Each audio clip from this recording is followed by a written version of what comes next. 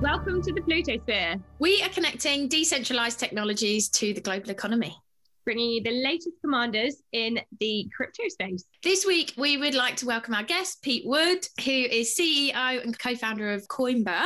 So excited to have you on. Pete, you have an amazing pedigree in crypto, having founded two pretty epic crypto businesses, BitBroker and CoinBurp, the latter which is ranked #1 cryptocurrency trading platform in the UK on Trustpilot. You're also a self-funded fintech startup with a greenfield project operating in the cryptocurrency space. Having founded an industry-leading cryptocurrency brokerage, they've proven sort of a track record and want to take the next logical step in building their own platform. Could you please give us a brief overview of what it is you're doing with CoinBurp? Just a high-level overview.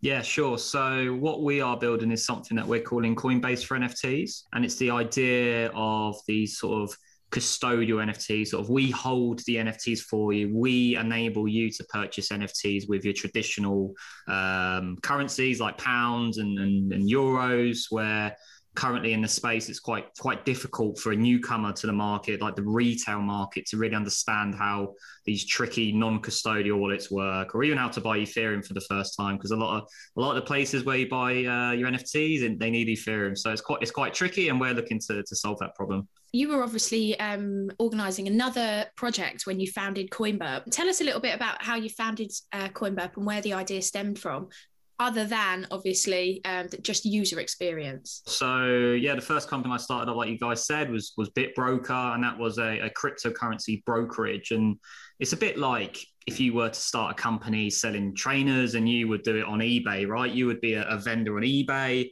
and you would sell trainers to whoever customers came to you. But ultimately you would be operated within the realms of eBay. And in comparison, what I was doing was I would sell Bitcoin to retail customers on a website called Local Bitcoin. So they would open a trade with me. We'd have these interactions. I would sort of do the KYC. I'd take their money, and then I'd release them the Bitcoins in most of the trades. And the key thing I saw as a gap in the market was a lot of automation. Sort of the initial interactions I'm having with you as a customer, right? That can be automated. Even it's as simple as saying hello or something like that, right? It could be automated, but if we break it out, the KYC, detecting the money's coming to my bank, releasing the Bitcoins, there was so much to automate, and that's sort of where I headed with BitBroker. Fantastic. I was just wondering, really, is it just you on your own, or was it you as a team? And if so, maybe expand on that a little bit.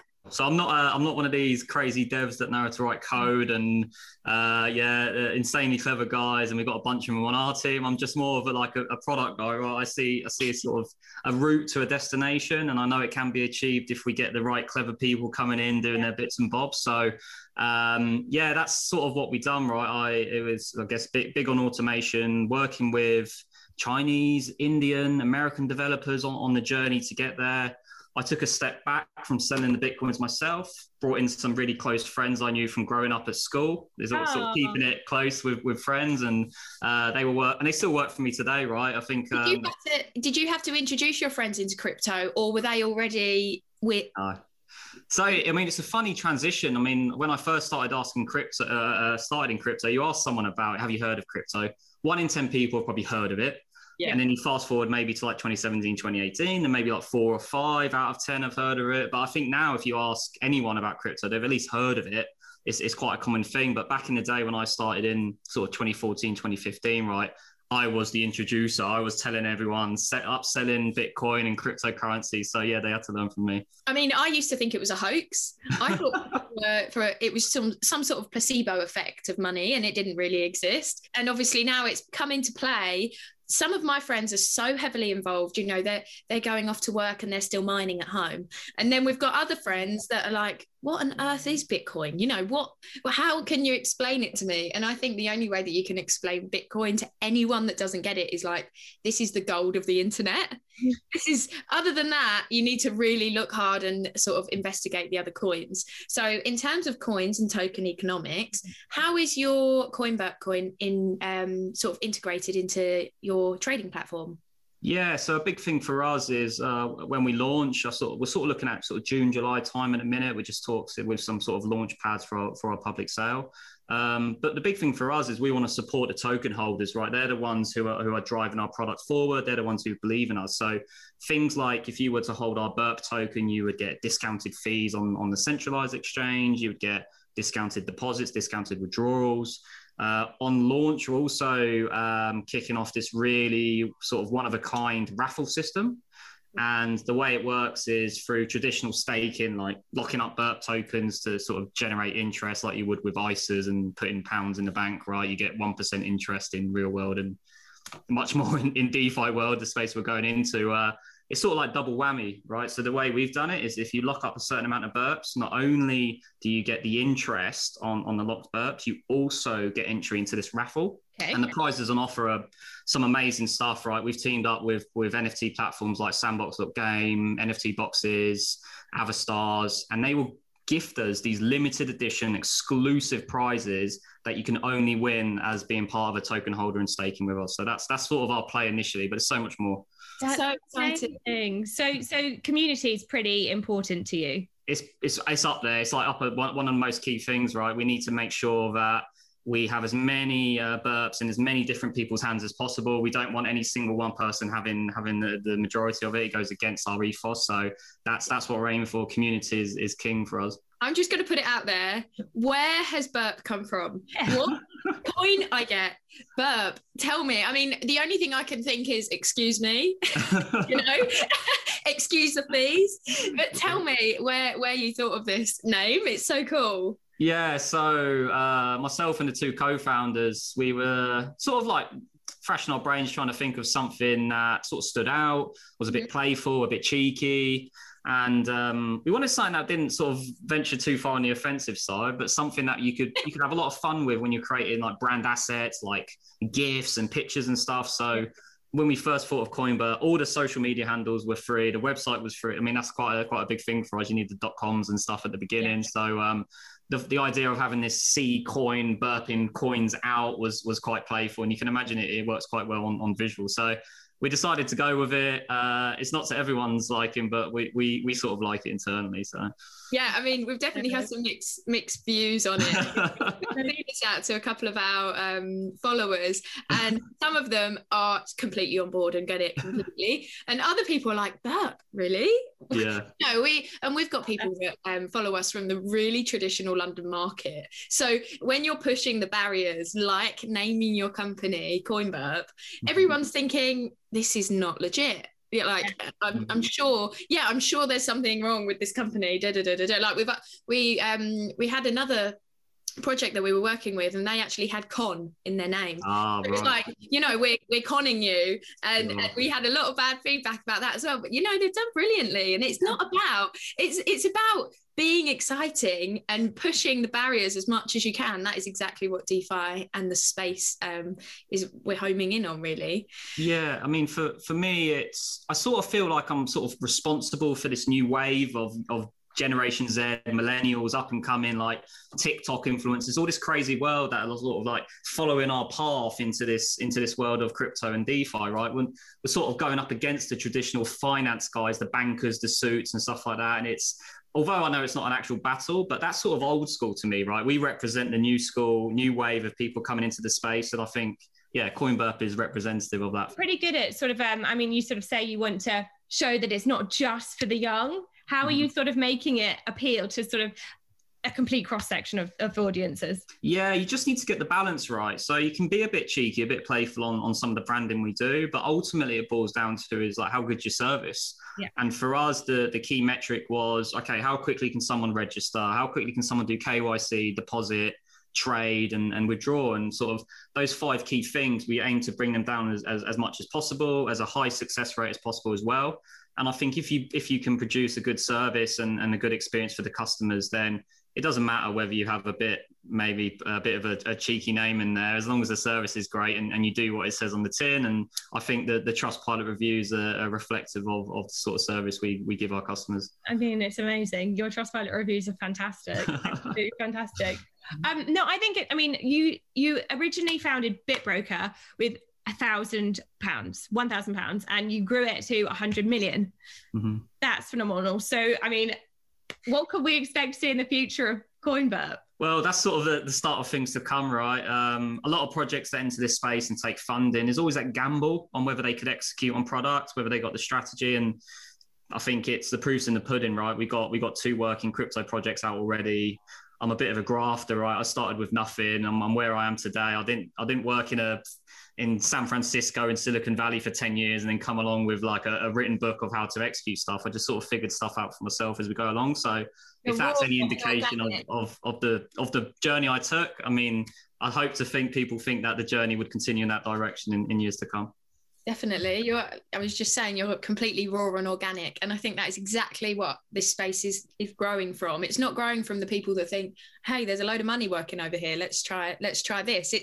This is exciting. This is fun. And I'm going to earn a load of money from it and build on it. In terms of timeline, can you tell us some more about your timeline? I mean, we were raising privately for our fundraise to launch the Burp token. So far, we've closed on $5 million worth of fundraising. We've got another $1 million to go. We are in talks with multiple sort of launch pads. You need to use a launch pad to really launch the public token when it's open to the public. So yeah, end of June, start of July is sort of what we're looking at the minute for our go live on our token. And we got a ton of stuff, a really good product roadmap that goes all the way into 2022. So a lot of exciting things to come up. What made you sort of give up your livelihood and sell your soul? When was your turning point to say, right, I don't have a day job anymore. My day job is this? Sure. Well, I've got a bit of gossip. This is the true story and how it all started, right? So back in the day, the police, right, they were not fans of crypto. They didn't know anything about it. They would rather act first and then ask questions later. Oh. And I used to work at a university back in my hometown. And I had a knock on the door one morning. I was doing crypto trading, probably about 6 to 12 months into it. Knock on the door, 6:30 in the morning, and my missus answers it. Unmarked policemen come rushing up the door, and I'm in bed, right, lying there in my boxers, and just to bang it on top of me, and they say, like, are you Peter Wood? And I'm like, yeah. And they said, look, we're arresting you on suspicion of credit card fraud, right? So it's insane. I've never been in trouble with the police ever. I got arrested, taken to the police station. They said, look, is anyone that you want to call? This is a work day, right? This was like... Oh, no, you went to the office by 9? Exactly. And that was what I said to them, right? They said, look, do you want to call anyone? And I said, look, I'd like to call work to say I'm not going to be in. And they were like, don't worry about that. They're going to know you're not going to be in. They ended up sort of seizing PCs and stuff at my work. No. And what it boiled down to was, I mean, I went into interview. They showed me this piece of paper with me at like the head honcho, like the ringleader of this gang, and like Operation whatever it was, crazy, as if I was like ringleader of it. And what happened was because I used to sell a lot of Bitcoin. I mean, Bitcoin can be spent to purchase bad stuff, right? And someone was using it to buy credit card details and buy train tickets and selling them to people. Checked their bank statement, linked it to me, and then they thought I was involved somehow. So at that point, I said, because I thought at that point, look, and it sounds a bit crazy because you'd think maybe that put me off from Bitcoin, but no. I thought, look, I've got a point to prove here, and decided it wasn't. Yeah, I didn't want to carry on working. I was doing quite well in Bitcoin brokering. Would they let you back to the uni? They did, yeah, they would. But I said, I think, it's just a weird, like, you'd think it was assigned to quit brokering, but it was actually the thing that made me want to do it full time. And at that point, I just said to the work, look, I'm going to pack it in and take a risk on brokering. And I think it's paid off. And that was how many years ago? Probably like 6 years ago now. You're a super early adopter. It's amazing.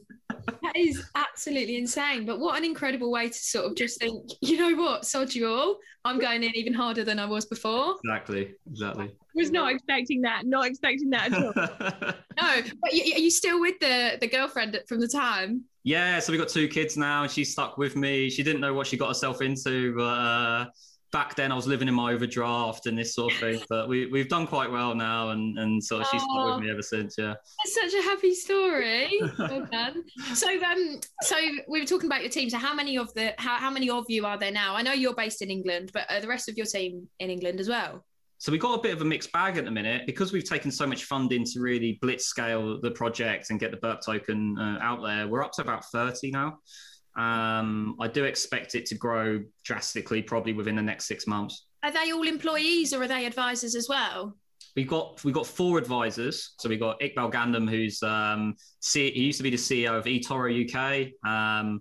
We've got Sebastian Bourget. He runs Sandbox.game, one of our partners, and a guy called Bhavin Patak, who's an MBE, and he heads up mergers and acquisitions at an insurance house. We've got Justin Bannon, who's of Boson Protocol. They just closed. Spoke with him yesterday. Oh, nice. So is there any way that you're going to be going into his MetaMall? Oh, he told me about that 2 weeks ago, and I thought this sounds amazing. Like, I mean, we have partnered in the sense that we want to be the fiat on-ramp into a lot of his things. And when he sold me that, I mean, I was visualizing it in my head, right? I go into a Nike store or Foot Locker, and there's some trainers that I like. I pick them off the shelf.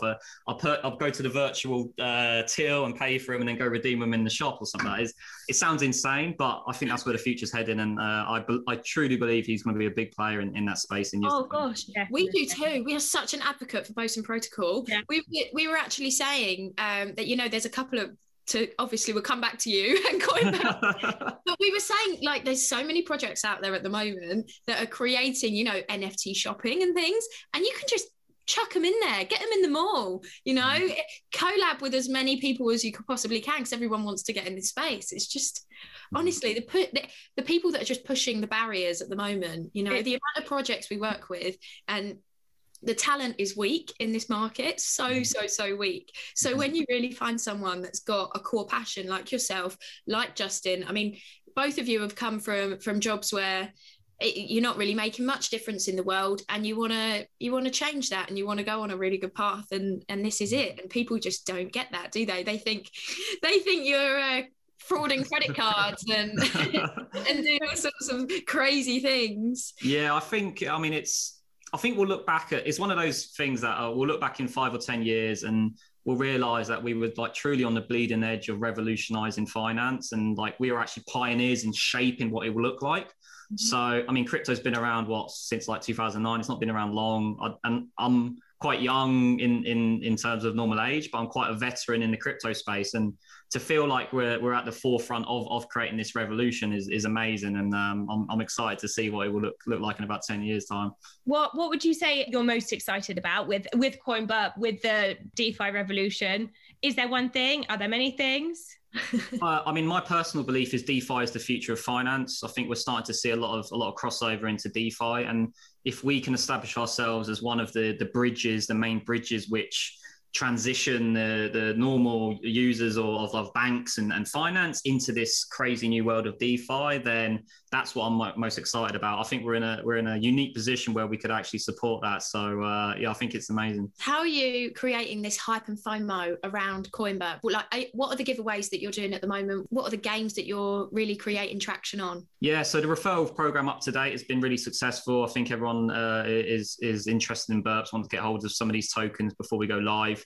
We're releasing our own generative NFT series, which will actually be part of the prizes on offer when you're in the raffle. So that's really cool. There'll be tons of additional value if you hold on to these NFTs into the future. So I'd recommend if you get hold of one, don't sell it. Are they going to be auctioned or are they going to be giveaways? Just giveaways. So we're not selling them. We'll do 5 months of a series 1 release. So each month there'll be 5 months, there'll be 50 on offer, so 250 in total for the whole of series 1. The only way you can get hold of them is if you stake the burp tokens and enter the raffle and are lucky enough to win it. And then I need to speak to the product guys, but I fleshed out this really cool cook-off game, this NFT-based cook-off game where you sort of merge ingredients to create dishes, and you have like a CoinBurp chef called Chef Pierre who sort of, he like rates your dish, and it's to do with like random number generators and stuff. It's a bit crazy, but you'll probably see it in 2020. At the end? So the idea is, right, this like, stay with me on this one. So this is the way it works, right? So if you had ingredients to create a dish, let's say it's a cake, right? I'm going to guess on the ingredients on the cake because I've never made a cake, but flour, eggs, probably something else, right? Sugar, flour, eggs, and sugar, right? Made a cake? I don't think I've ever made a cake before. No, I usually just buy them from the shop. But wait till the NFT game comes out and you'll learn. I'll know all the ingredients for all the dishes. That's my way to learn. Yeah. But yeah, you put them all together. Yep. You'd create this dish, and then the chef would eat it, and as he's tasting it, he would rank it out of sort of on a sliding scale, and it's to do with like random number generators, and he will taste it, and he'll do a burp, and it's all around this visual of him tasting it, and you finding out like how well he's rated it. But depending on the rating and the quality of the food, you get better rewards and value and stuff. It's quite insane. But I think 2022 we'll have that out. Would you say, one last question from me? Sure. Do you have any really exciting collaborations that you can reveal? Anything secret, top secret coming up that we can give snippets away to? He did just tell us he was in prison for like a whole day. Was that not enough? No, apparently not. I can't reveal any more than the 3 at the minute. We're in talks with quite a few, but we haven't signed the letters of intent on the legal stuff yet. So yeah, Sandbox.game, NFT boxes, avatars are the 3 that I can reveal. But trust me, there's plenty more up and coming. Thank you so much, Pete, for just coming on and chatting to us. We just like to, bring you on, have a chat with you, show our Plutonauts and followers what you guys are doing, and it just hopefully gives you a little bit more traction in the space, just to get the feelers out there on what you're doing, so people can really understand and get on board. So get behind you guys. Thanks, Pete, and thank you, Plutonauts, for watching. We'll be back soon with more from the Pluto Galaxy. Don't forget to give us a like, give us a share, and subscribe.